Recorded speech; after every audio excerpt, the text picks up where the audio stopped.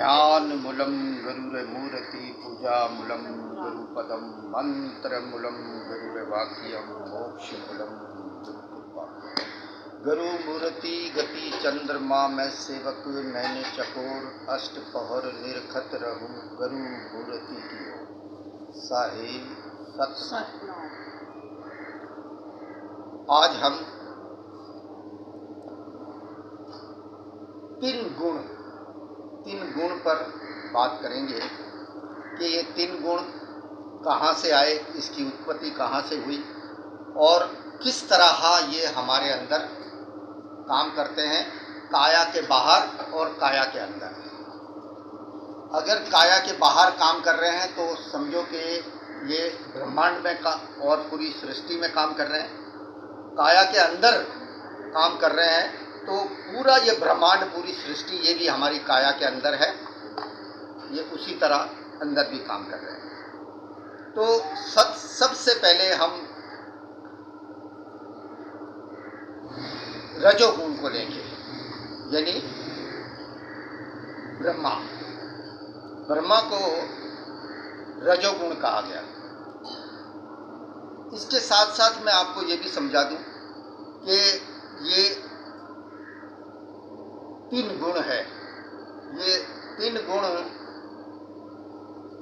हर गुण अपनी हद में है, यानी सब हद के गुण हैं, बेहद का कोई भी नहीं।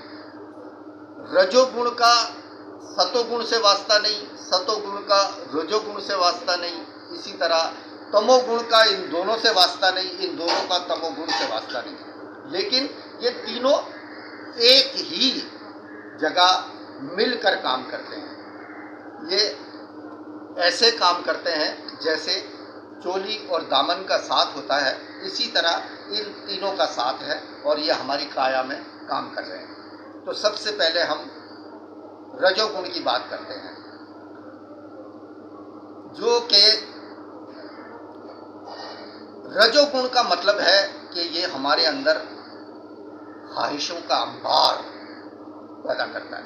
ख्वाहिशों का अंबार, यानी कि साहेब ने कहा है कि माया मरे न मन मरे, मर मर जाए शरीर, आशा और तृष्णा ना मरे, कह गए संत कबीर।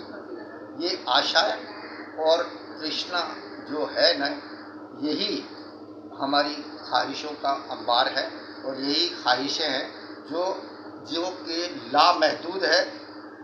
ये कभी बढ़ती है, कभी कम हो जाती है, ख़त्म नहीं होती। ये जब हमारा सांस ख़त्म होता है तो ये हमारी आत्मा के साथ जाती है और हमारे आने वाले जो भी ज़िंदगी में ये हमारे साथ आती है।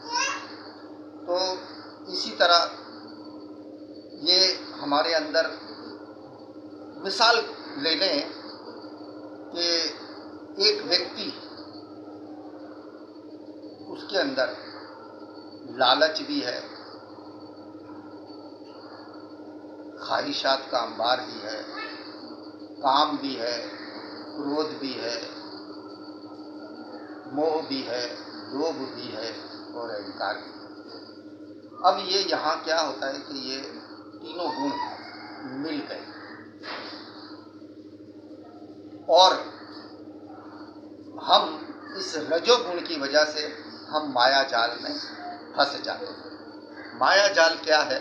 ये भवसागर है और ये संसार है, ये हमारी जिंदगी है, यही माया जाल है। तो और ये सब एक्टिवेट तो जाहिर है, आत्मा जब हमारे शरीर में आती है तो ये सब एक्टिवेट हो जाते हैं और एक्टिवेट होने के बाद ये कर्म में हमें बांध देते हैं और ये तीनों गुण मिलकर हमें कर्मों में बांधते हैं और वहीं से इनकी उत्पत्ति शुरू हो जाती है। और यही हमें, ये रजोगुण जो है, ये हमें ख्वाहिशात में खींचता है, लालच में खींचता है, मोह में खींचता है, लोभ में खींचता है और हम रजोगुण के अंडर कंट्रोल हो जाते हैं और जो वो चाहता है वो हमसे करवाता है। अब इसके बाद सतोगुण की तरफ हम आते हैं। सतोगुण कहते हैं कि वो हमें सत्य की तरफ ले जाता है, लेकिन जाहिर है कि इससे भी दूसरे गुण मिले हुए हैं, तो ये वहाँ से हमें परे हटाते हैं। अब ये सतोगुण क्या है कि हमारे अंदर अच्छे विचार, अच्छे कर्म, जैसे कि सिरगुण की सेवा। सिरगुण क्या है? सारे जीवों की सेवा। फिर है प्रेम। ये सतोगुण की उत्पत्ति है कि हमें प्रेम में फंसाता है। सबसे बड़ा प्रेम मानवता का प्रेम, जीवों का आपस में प्रेम के कई, वो कहते हैं ना कि ये प्रेम जो है वो जंक्शन है। सतोगुण ये जंक्शन है, वहीं से प्रेम की रास्ते पैदा होते हैं। मिसाल के तौर पर पति पत्नी का प्रेम, भाई बहन का प्रेम, भाई से भाई का प्रेम, माँ का बच्चों से प्रेम, बाप का भी बच्चों से प्रेम, रिश्तेदारों का प्रेम, दो यारों का प्रेम, दोस्ती का प्रेम। ये अद्भुत प्रेम की शाखाएं हैं जो हमें मुख्तलिफ रास्तों में ले जाती है। लेकिन ये प्रेम हमें सुख ही सुख देता है। दुख हमें कब देता है? कि जब इसमें मतलब आ जाता है, जब इसमें मतलब आ जाता है और हम इसमें मतलब कि हम बीवी से भी झूठ बोले, यारी दोस्ती में भी झूठ बोले, माँ बाप से भी झूठ बोले, बहन भाइयों से भी झूठ बोले, भाइयों से आपस में भाई बहन वो सिर्फ छोटी छोटी चीज़ों के लिए लालच में एक दूसरे से लड़े। ये यहाँ सिर्फ फ़र्क इसलिए आ जाता है कि जब इसमें लालच आ जाता है। अब इसी तरह पत्नी के होते हुए या पति के होते हुए स्त्री का प्रेम दूसरे में जाना और पत्नी के होते हुए पति का प्रेम किसी और फीमेल में जाना, ये क्या है? ये फसाद का जड़ है। साहिब ने कहा है कि प्रेम छुपाए ना छुपे, ये जिस घर प्रगट होई। ये इस काया को घर कहा है, इस दिल को घर कहा है। बोला ये जहाँ से भी ये प्रेम प्रगट होता है, प्रगट यहीं से होता है। लेकिन इसमें रास्ते बना लिए, अगर अच्छी तरफ जाएगा तो अच्छा सबब बनेगा, बुरी तरफ जाएगा तो बुरा सबब बनेगा। एक पत्नी के होते हुए दूसरी औरत की तरफ नज़र रखना, ये भी एक बहुत बड़ा फसाद है। फिर बोला कि एक पति के होते हुए दूसरे मर्द पर नज़र रखना, ये भी बहुत बड़ा फसाद है। इसीलिए साहिब ने कहा कि ये जिस घर प्रगट होई, प्रेम छुपाए ना छुपे, ये जिस घर प्रगट होई कि उसके बाद जहन में नहीं आ रहा कि ये उस घर को राख कर देता है जलाकर, कि जहाँ मतलब आ जाता है। मतलब आते ही ये प्रेम उस घर को, हमारे संसार को जलाकर राख कर देता है। इसलिए ये सतोगुण को हमेशा तमोगुण और रजोगुण ये इसको सताते हैं और इसमें दखल अंदाजी करते हैं। जब ये एक दूसरे से की हद से बाहर निकलते हैं तो वहीं फसाद पैदा करते हैं। तो हमें इसके लिए विचार हमारे जिंदा रखने चाहिए, हमारे मन को साफ रखना चाहिए। करने वाला मन ही है और मन ही हमारे अंदर ये ऐसे विचार पैदा करता है। अब आते हैं हम तमोगुण।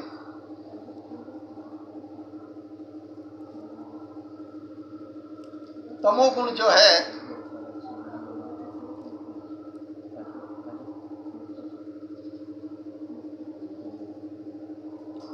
ये एक अजीब गुण है जो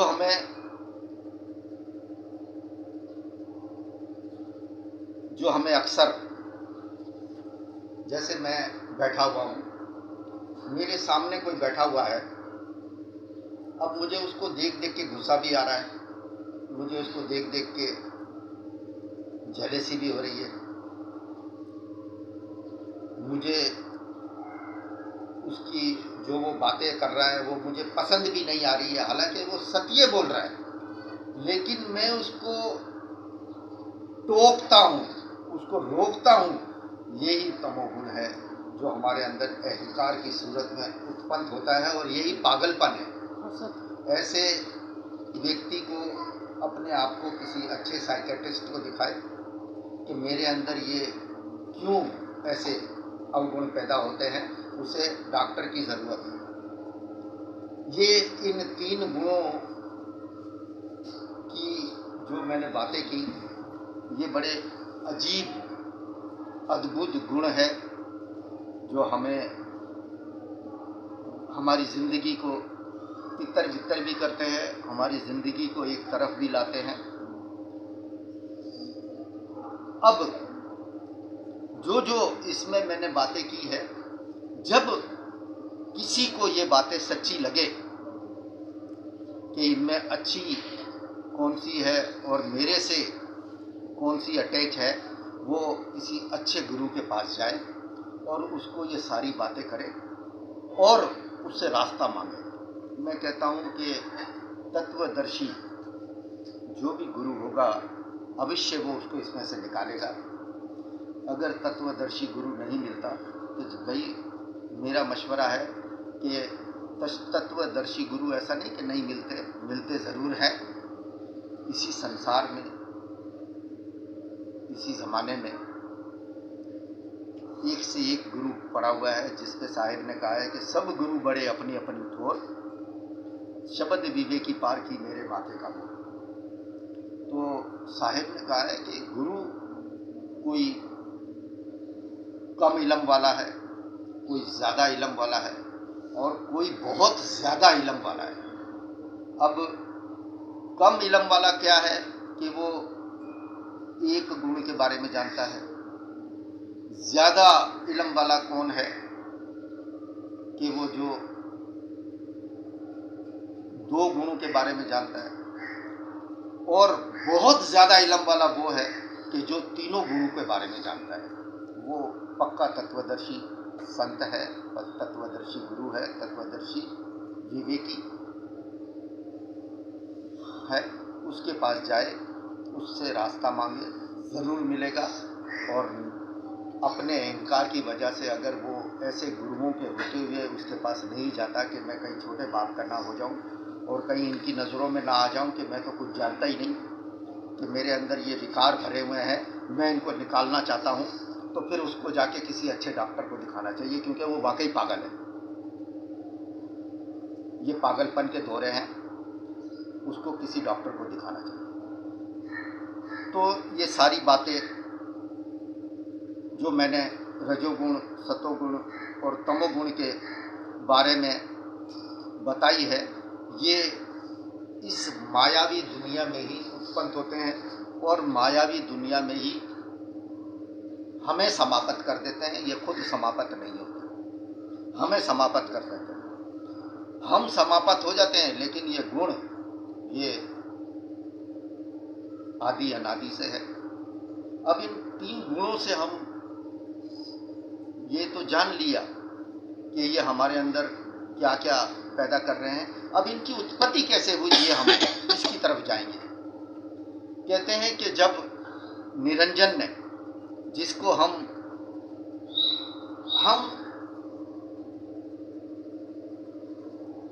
पहला बाप बोलते हैं, जो और उसकी पत्नी को हम अपनी पहली माता बोलते हैं।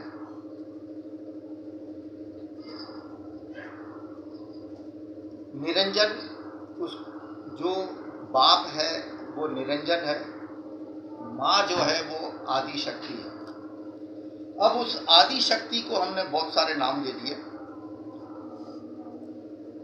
जब रचना का टाइम था तो ऐसा नहीं है कि ये सारी माता की उत्पत्ति है, ये दोनों की उत्पत्ति है। इसमें सारा काम, मेहनत, जिस तरह एक घर को चलाने के लिए बाप सारी मेहनत करता है, इसी तरह इस संसार की सृष्टि की रचना करने के लिए निरंजन ने जितनी मेहनत की इतनी किसी ने नहीं की। उसने कई युग एक पैर पर खड़े होकर जिसने उसकी उत्पत्ति की थी, यानी सत्पुरुष परमात्मा, जिसको सदगुरु भी कहा गया, सत्सुकृत भी कहा गया और मुनिंद्र भी कहा गया और करुणामय भी कहा गया और कबीर भी कहा गया। ये हर युग में आता रहा, लेकिन सत्पुरुष ये वही आता रहा। उसका पहला, जिसका कोई नाम नहीं है, वो सत्पुरुष का ये सारे स्वरूप है जो मुख्तलिफ नाम से आते रहे। ये सत्पुरुष परमात्मा ने जब अपने 16 अंश प्रकट किए, उसमें से एक अंश था खुर्रम।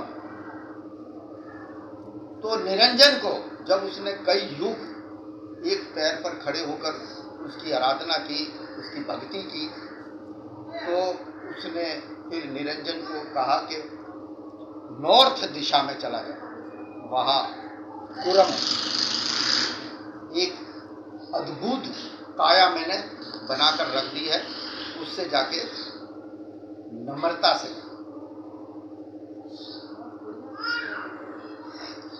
जिसको हम अंग्रेजी में बोलेंगे कि बड़े लीनियंट व्यू में और जाके उससे आराधना करना, वो बहुत सारी चीजें निकाल के तुझे दे देगा। जब उसने खुर्रम को देखा तो बोला कि मैं इससे मांगू क्यों,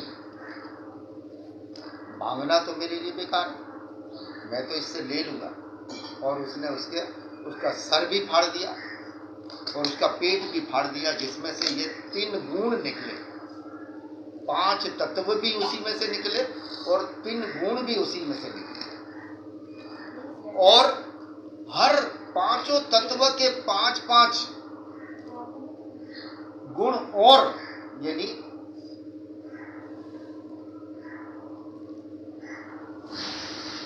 ये टोटल 25 प्रकृति, वो भी उसके हवाले कर दी, उसके हवाले की। और बोला कि अब ये सब चीजें तेरे हवाले कर रहा हूं, तू अपनी पत्नी, जो मैंने वेस्ट दिशा में, जिसको हम पश्चिम दिशा बोलते हैं, अंग्रेजी में वेस्ट बोलते हैं और हिंदी में पश्चिम, और उर्दू में हम उसको मगरिब बोलते हैं, जो माता की दिशा है। उधर मैंने एक अद्भुत उत्पत्ति की है, जाके उससे भी निर्मल तरीके से मांगना, वो तुझे तेरे साथ हो जाएगी और दोनों मिलकर फिर इस सृष्टि की रचना करें। तो जब माता उसके हवाले की गई, उसने अहंकार उसके अंदर जागा, बहुत अवगुण किए, तो साहिब ने उसको वहाँ से सतलोक से निकाल कर दोनों को फेंक दिया। ये 3 लोग जिसको हम मिल्की वे गैलेक्सी, आज जो विज्ञान है वो हमें बताता है, विज्ञान क्या है, साइंस, कि ऐसी कई मिल्की वे गैलेक्सियां हैं जो इस संसार में हजारों लाखों की तादाद में, ऐसे कई ब्रह्मांड, ऐसे कई लोक हैं इस ब्रह्मांड में हजारों, जिसके बारे में दादू साहेब ने अपनी साखी में कहा था कि अनंत कोटि ब्रह्मांडों का एक रत्ती नहीं भार, सदगुरु साहिब कबीर है कुल के सर्जनहार। यानी वो ऐसी कई मिल्की वे गैलेक्सियों का सर्जनहार है, उसका मालिक है, और उनमें सब में वही जीव, उसी का जीव, उसी की आत्मा समाई हुई। बोला ना कि 7 दीप 9 खंड में सोहम सत्य कबीर, यानी 7 दीप, यानी हमारी ये जो जमीन है, ये 7 बर आजम, 7 दीप, इनमें भी मैं ही हूं, और 9 खंड यानी 9 ग्रह जो इस हमारे 3 लोक में है, बोला साहिब कहते हैं कि इसमें भी मैं ही हूँ, इन 9 ग्रहों में भी मैं ही हूँ।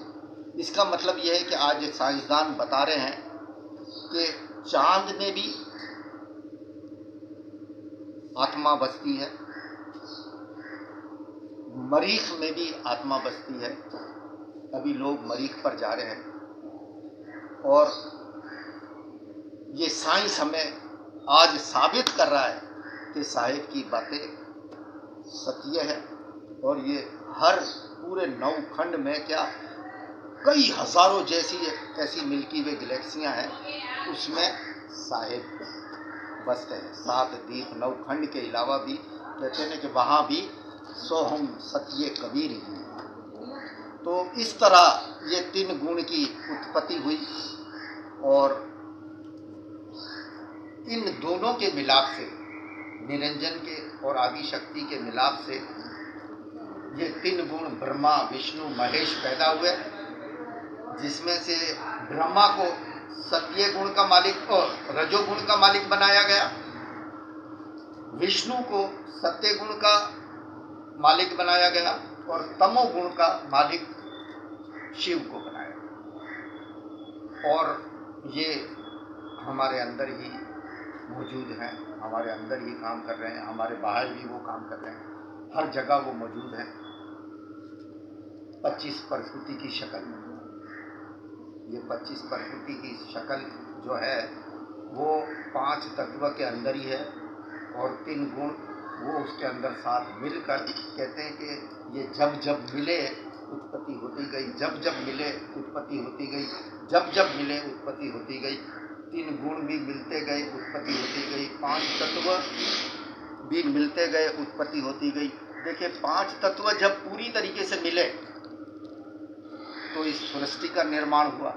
इस सृष्टि के निर्माण को एक नुक्ते में समो दिया। नुक्ता क्या है? ये हमारी काया है। इस पूरे सृष्टि को हमारे अंदर समो दिया। ये पूरा ब्रह्मांड हमारे अंदर समाया हुआ है, जिसमें 5 तत्व भी है। पूरे 5 तत्व का कंप्लीट पुतला ये मानव शरीर है। इसमें 3 गुण भी है और 25 प्रकृतियां भी इसी के अंदर है। इसके बाद जो 4 पैर और बहुत ये 6 पैर, किसी के 7 पैर, ये सब 4 प्रकृति से उत्पन्न हुए। इसके बाद जो जमीन के अंदर से बाहर निकलते हैं, ये एक तत्व से पैदा उत्पन्न हुए। अब इसको हम कैसे साबित करेंगे कि एक तत्व से ये उत्पन्न हुए? देखें, जब लकड़ी को जाहिर है जमीन से बाहर जो निकल रही है ये सब लकड़ियां हैं, पेड़ पौधे हैं। इसको जब हम बारीक से बारीक करते जाते हैं, बारीक से बारीक करते जाते हैं, तो वो टिश्यू बन जाता है। टिश्यू जो कागज है ना, वो लकड़ी से ही पैदा होता है। उसको पानी में डालो, घुल जाता है, खत्म हो जाता है, नजर भी नहीं आता। तो वो एक तत्व से पैदा होता है। लकड़ी जो है ना, वो एक तत्व की पैदावार है। मछली जो है वो दो तत्वों की पैदावार है। इसी तरह उड़ने वाले चरिंद परिंद जो हैं, जो आकाश में उड़ते हैं, वो तीन तत्वों की पैदावार है। तो जिसमें एक इंसान जो है वो कंप्लीट 5 तत्वों की पैदावार है। इसीलिए इसको कहा गया कि इंसान वो इन सब पर मालिक बनाकर बिठाया गया, क्योंकि ये सब की उत्पत्ति पहले हो गई। जब इन सब की उत्पत्ति पहले हो गई, आखिरी में मानव को बनाकर, ये क्योंकि ये इसी के लिए बनाए गए थे, मानव को इनका मालिक बना दिया गया और इसके बस में कर दिया गया। आज सृष्टि की हर चीज वो हमारे बस में है। इसीलिए गुरु हमें यही समझाता है कि जो कुछ है वो तू है, तेरे अलावा दूसरा कोई भी पूरा नहीं, पूरा तू ही है। बस आज का